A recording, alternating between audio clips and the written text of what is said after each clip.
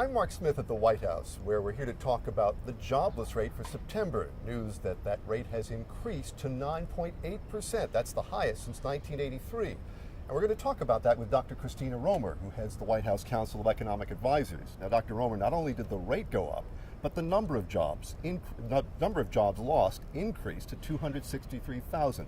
Clearly, this is not the direction you want these numbers to go. No, of course not. It was a somewhat disappointing report, no question about it. Anytime we lose jobs, it's terrible, and when we lose more than we were anticipating, that's certainly a disappointment. I do think it's important to keep them in perspective, in the sense that, you know, this is how real recoveries happen, that they are often a number of steps forward, a little bit step back, and that's just how these things happen. We are going to see mixed numbers, and what we're trying to do is look at the overall picture. And, you know, we still think the overall trend is moving in the right direction. We're going from much larger job losses earlier this year. They are moderating. We want them to moderate more. We want them to be positive, and that's what we're going to be watching for. You and the president have said you expect to see the rate hit 10% before we're done here. Is that still the expectation? I'm afraid it's a very likely possibility. What we do know is, you know, there are lags to the labor market, that the first thing that recovers tends to be output, and then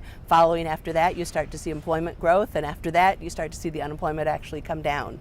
You know, what's good is almost everybody is thinking we're going to see positive GDP growth when the numbers come out at the end of this month for the third quarter. That's an important first step. We got to start producing things before firms want to have more workers.